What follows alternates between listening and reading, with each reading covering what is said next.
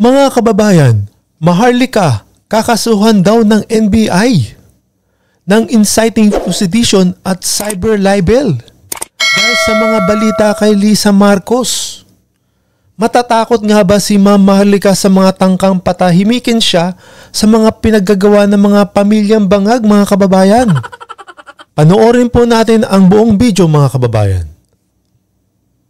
Inciting to sedition, cyber libel, bahala siya sa buhay niya. Bahala ka rin sa buhay mo, gago. Okay. Ay, kung tumigil siya, hindi siya nakakasiguro. Bakit ako titigil?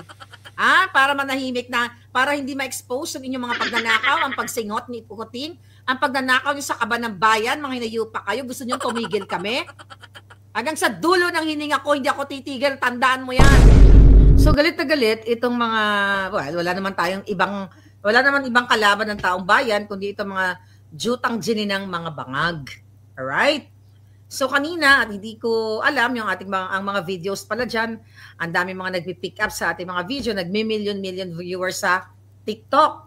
Okay? Sobrang busy ang bunganga ni Maharlika, kaya naman gustong gurgurin ng mga buwaka ng inang gobyernong bangag.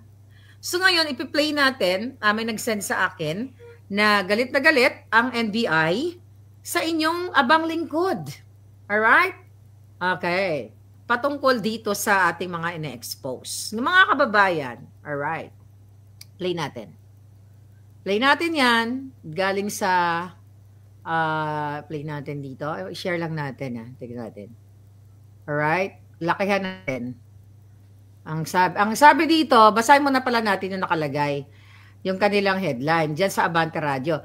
Tumigil siya. Akala niya ligtas siya dahil nasa Amerika siya. Yan ang sabi nitong ni Santiago. Sabi nito ng caption nila, sa meet ng The Manila Press News Forum ngayong araw, ibinahagi ni National Bureau of Investigation Director Jaime Santiago na nagsagawa na sila ng case build-up laban sa vlogger na si Claire Maharlika. Yan. Dahil umano sa pagkalat ng fake news tungkol kay Lisa Tanas na isinangkot sa pagkasawi ng businessman na si Paulo. Kayo ang fake news. Actually kayo, Abante, mali ang balita nyo. Nagbabala rin si Santiago sa iba pang mga vloggers na maging responsable sa binabahaging impormasyon sa social media. Pakinggan natin ang kanyang, watch again, tingnan natin to, ang kanyang state. We know na nandun siya, nakabase siya. From the start, Hanapin niyo, sir. Yes, we know na nandun siya, nakabase siya sa Amerika. But then, dito pinapalabas yung kanyang mga fake news, yung mga... Okay, quote mo muna. Sabi niya, stop na natin, di ba? Sabi niya, we know na nasa Amerika daw ako, pero sa Pilipinas pinapalabas ang fake news. Kung di ka ba naman Jolol? Jolol, kahit sa Zimbabwe ako, kung gusto niyo akong panonoorin niyo, kahit pumunta ako ng Mars. Anong hindi... sabi pa niya may trolls ako. Tingnan natin, ha? Dahil lang. Mga fake news, yung mga... Dali lang. Hanapin niyo, sir. Yes, we know na nandun siya, nakabase siya sa Amerika. But then, dito pinapalabas yung kanyang mga fake news, yung mga trolls niya. So, she will be liable here. Okay. So, pinapalabas daw dyan sa Pilipinas yung trolls ko. Unang-una ako walang trolls. Ikaw na matandang Julul. Okay? Nandiyan na ba yung pulburon? Ikaw na matandang Jololis, nung nagalibat-libat ka na. Alright? Naglibat-libat na yung mata mo. Ha? July pa lang, nung in-expose ko ang video ni Bangag ng pulburon, ikaw rin, isa ka sa nagsabi na Jololis ka, na ako ay kakasuhan ninyo at makipag-ugnayan kayo sa Amerika dahil sinasabi nyong fake at AI yung nilabas kong video. Anong petsa na? Tanda. Ngayon, tatakot-takutin nyo na naman ako? Dahil nakikita nyo yung galit ng taong bayan? Mamaya sasagutin ko yung fake news nyo. Kayo ang fake news. Pakinggan muna natin uli. Sa Philippines, ng inciting to sedition, cyber libel, bahala siya sa buhay niya. Bahala ka rin sa buhay mo, gago. Okay. Ay, kung tumigil siya, hindi siya nakakasiguro. Bakit ako titigil? Para manahimik na, para hindi ma-expose ang inyong mga pagnanakaw, ang pagsingot ni Pukutin, ang pagnanakaw nyo sa kaban ng bayan, mga hinayupa kayo, gusto nyo tumigil kami? Hanggang sa dulo ng hininga ko, hindi ako titigil, tandaan mo yan. Kayo, July pa lang nananakot na kayo. Nakisyo makipag-ugnayan sa Amerika, sige nga. Buha ka ng ina, sige nga. Ang tagal naman, mag-iisang taon na. Akala niya, ligtas siya dahil nandun siya sa Amerika. Okay, akala ko daw ligtas ako dahil nandun ako sa Amerika. Alam ko, nagpadala na si Lisa Tanas at si Bangag ng assassins dito. Kaya talagang nag-iingat ako dahil gugurgurin nyo ako, mga hinayupa kayo. Nakita nyo mga kababayan kung paano sila apektado sa isang maharlika sa mga vloggers dahil sa ini-expose natin. Pakinggan pa natin. Galit na, hindi lang ang NBI, ang taong bayan, galit na sa kanya. Uy, sinong taong bayan? Oh, fake news ka. Nakita mo kung paano mag-react ang taong bayan kahit dito sa comment section mamaya, palangga. Basahin natin kung totoo ang sinasabi nitong galit sa akin ng taong bayan. Yes, yung mga... Bukod kay Maharlika, may babala pa ba kayo sa isang vlogger? Kasi yun ang gusto nilang gawin.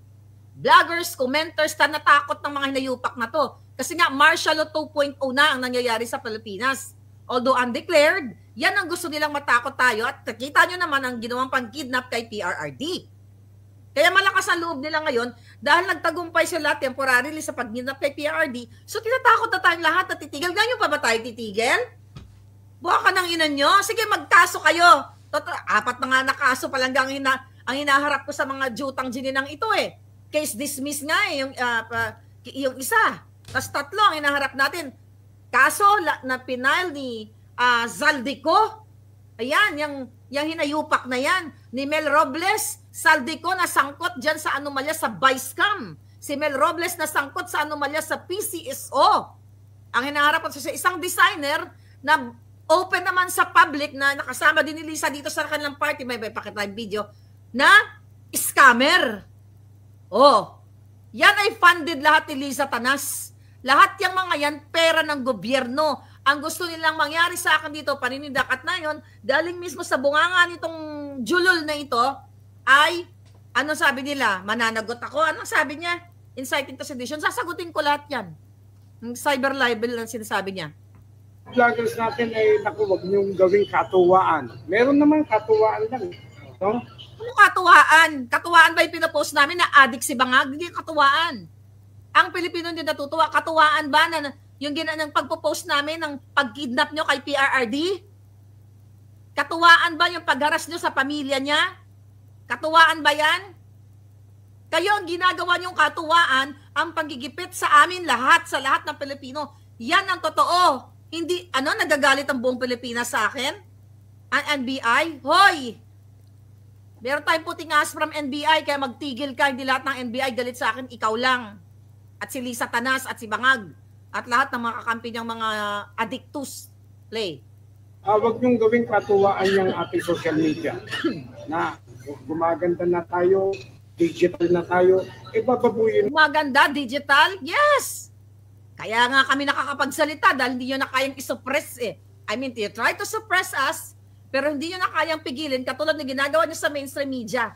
Dahil sa ibang mga mainstream media, you know, yung mga balita nyo kulang-kulang. Tingnan natin ang mga palangga. Ang ating social media ay hindi tama.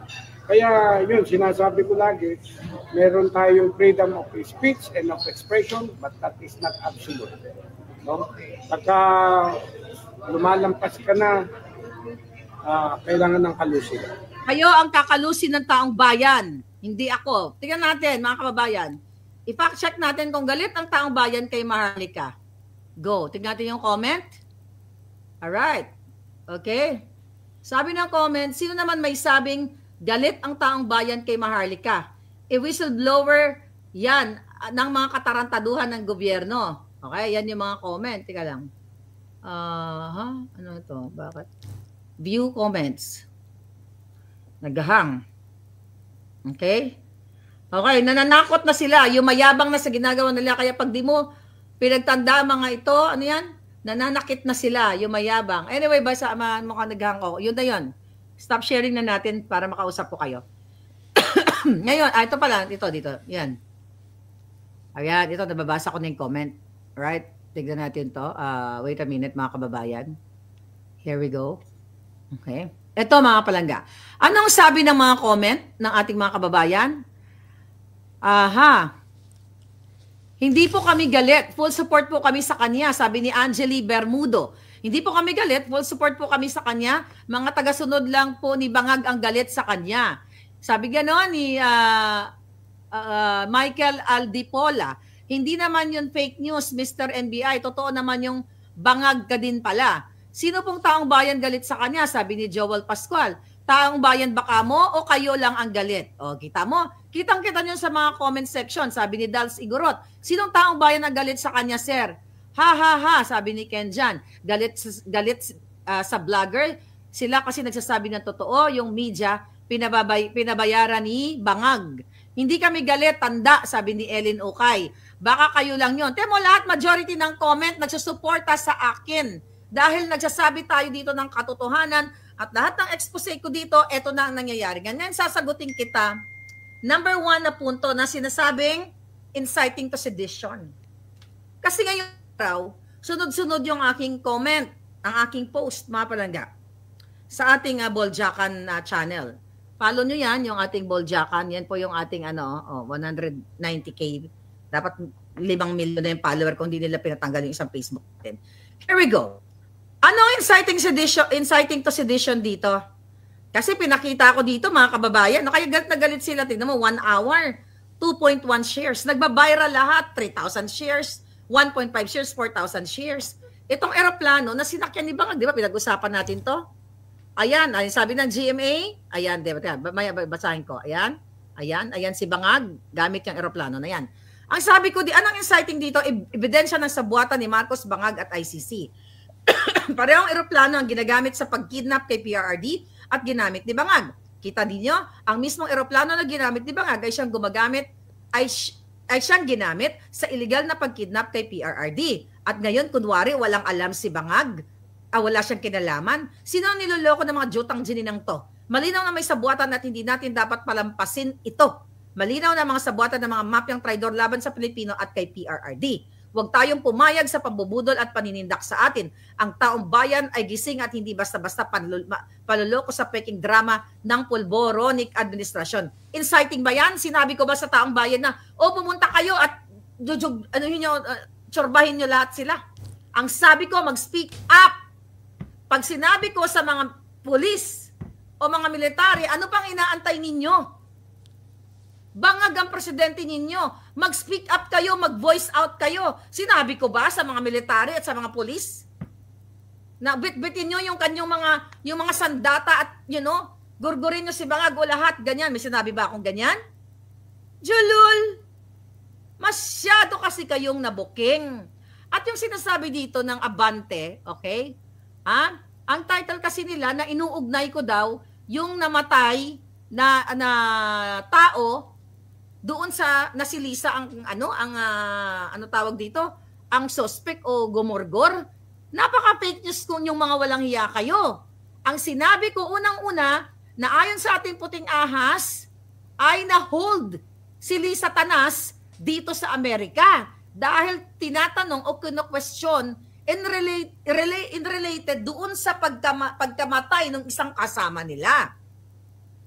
Na during that time, nung binag natin yan, kaya nga hindi ko yan in-identify.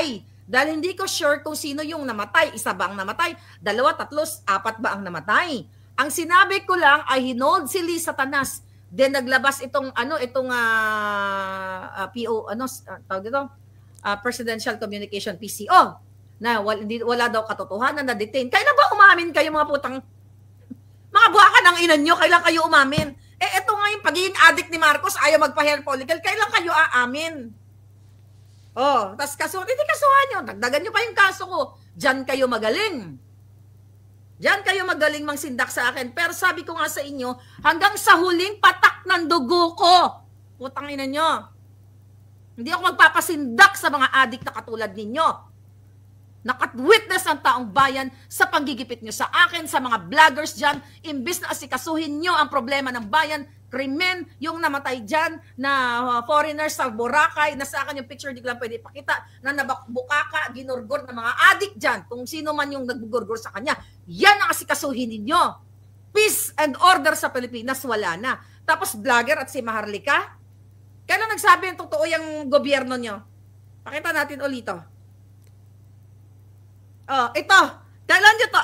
July nyo pa to sinabi, nakakasuhan nyo ako mga hindot kayo Nakita nyo yan? Basahin ko lang uli, mga kababayan. Bago ito, ituloy ko lang muna yung thought ko doon sa yung sinabi kong babasahin ko uli yung ano muna. Basahin ko muna uli yung informante, yung sinabi sa atin ng informante. Dahil exactly ito yung sinabi ko. Excuse me. Alright. Ano ang sabi sa akin ng informante? Alright. Asan na yung message niya? Lisa Tanas. Okay? Wait a minute. Ang sabi niya, kaya ang sabi ko nga, na allegedly, na-hold si Lisa Tanas dahil kinu-question in relation doon sa pagkamatay nung kanilang isang kasama sa entourage. Hindi ko sinabi na si Lisa Tanas ang gumurgor.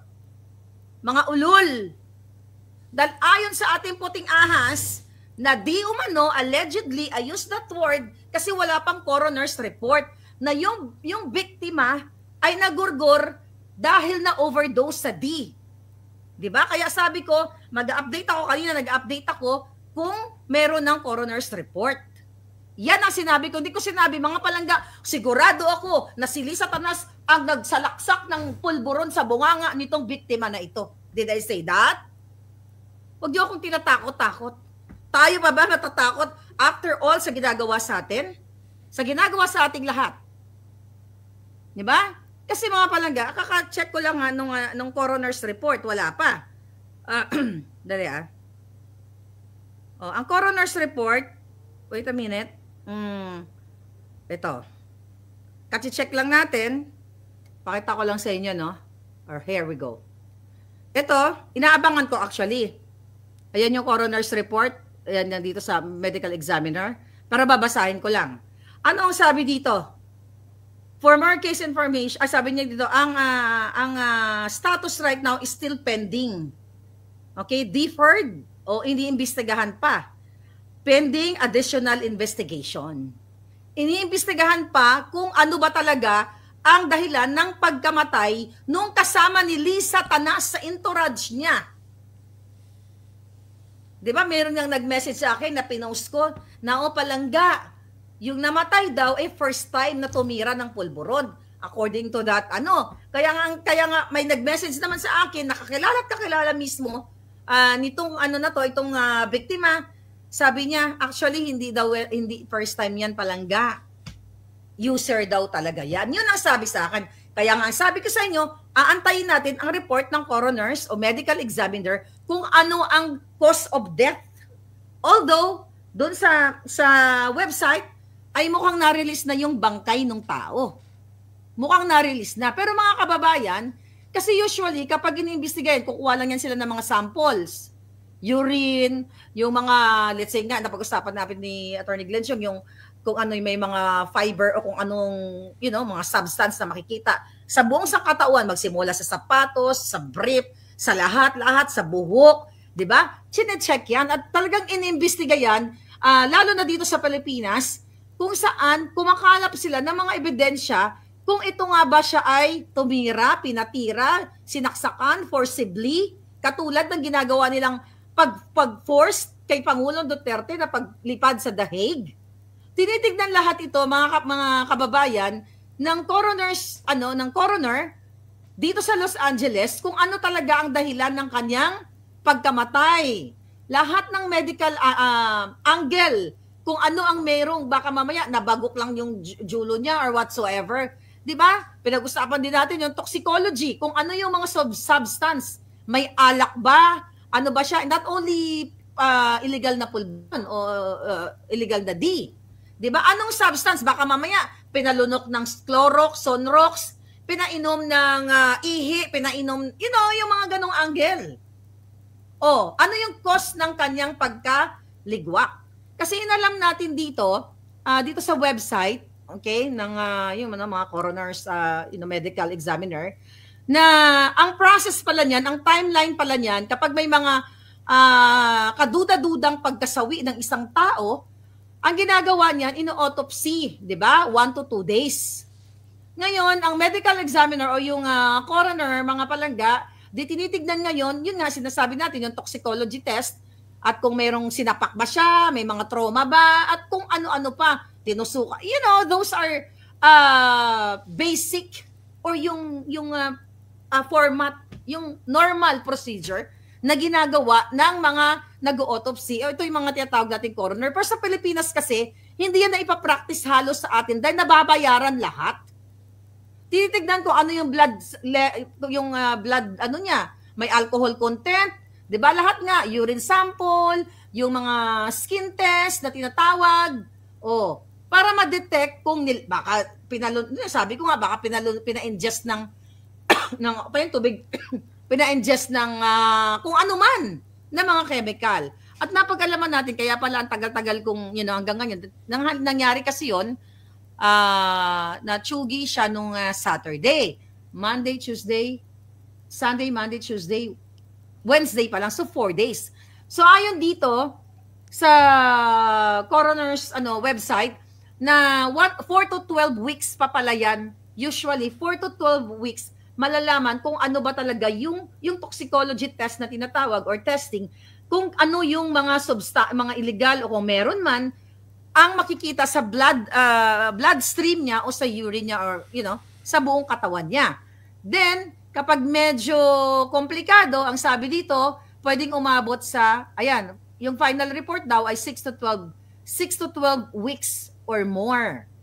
Ngayon, mga palangga, yung coroners ay ipa-finalize niya na yung cause of death nitong taong ito. Ngayon, ang question ko, ang sabi pa dito, pero hindi didetain yung katawan ng namatay. Kasi sabi dito, in most cases, the body is released to the family within a few days after the autopsy. Usually 24 to 72 days. Kasi syempre, kailangan mag-mourn ng pamilya, di ba? At since nakuha na yung mga sample na yan, doon, sa laboratory na lang sila magkakatalo. Ngayon, mga palangga, ang sabi dito, the final toxicology results do not need to be completed before releasing the body. Sabi dito, if the death is under investigation, katulad ng kung may homicide or foul play na kaduda-duda, then authorities may delay the release until further examination. Kaya nga dito, mga kababalangga, nung tinignan natin sa website, may nakalagay dito, okay, basahin natin, may nakalagay dito pending, di ba? Deferred, pending additional investigation. Additional. So kung this is just my opinion. Kung namatay siya ng natural death, bakit hanggang ngayon? Di ba pag namatay ka na inatake ka sa puso, right away malalaman yun eh. Pero bakit meron ditong additional investigation? Yun lang naman yung tanong natin. So ngayon, hindi ko sinabi na si Lisa ang gumorgor dito. Pero ang sinasabi ko, na yung mga taong nakapaligid sa kanya, bago siya namatay, after siya namatay, kasi sa hotel naman siya namatay eh.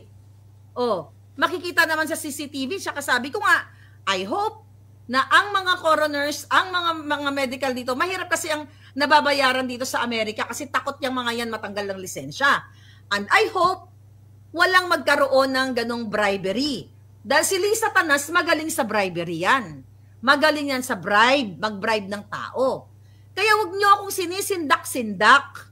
Dahil sinindak nyo na ako eh, Jutang Generis, naalala nyo yon mga palangga? Nung nilabas ko ang pulboronic video ni Marcos Jr., hindi nga NBI, PNP, AFP, DND, Malacanang, lahat kayo mga inayupa kayo, sinindak nyo ako. Asa na yung kaso ninyo? Tungkol sa pulbo na, we're talking about ang pag-addict ni Marcos Jr. At hinahamon ko kayo yung kaso mo, Lisa, na ikaw ay kidnapper. Kinidnap mo ang 2 bata sa Turkey, in-extract mo. Ginamit mo si Teddy Boy Locsin Jr., ikaw, Teddy Boy at ang asawa niya na si Maria Lourdes Barcelon, doon sa video, di ba, na pinakita ko na milyon-milyon na yan, kumalat na yan, kinidnap mo ang 2 minor de edad dahil gusto mong tulungan ang friend mo na si Francis Lloyd Chua. Abangan nyo nga yung video, malapit na yan. Sabi ko kahapon, baka ngayon. But since marami tayong mga developing stories, so, you know, yan ang ikaso mo sa akin. At itong pulboronic na ito, dahil di ko naman kayo inuurungan, di ba? Sinasagot ko yung mga kaso ninyo. Dahil nakita ng taong bayan kung gaano kayo walang hiya. Dahil mas pinapanood kami, mas binabasa kami dahil sa inyong mga kasinungalingan. Maniniwala pa ba kayo? Papapananagutin si Maharlika kahit nasa Amerika hahantingin. Hinanting nyo na ako eh. Nagpadala nga kayo ng assassins eh. Gusto niyo ipadukot ako dito? Di gawin nyo. Makipag-ugnayan ka kay Papa Trump. Lolo ko yon. Sige. Di ba? Magpa-ipag-ugnayan kayo. Ang tapang-tapang nyo. Hindi ka kayo makakuha ng appointment kay President Trump. Kailangan pang gumapang ni Lisa Tanas eh.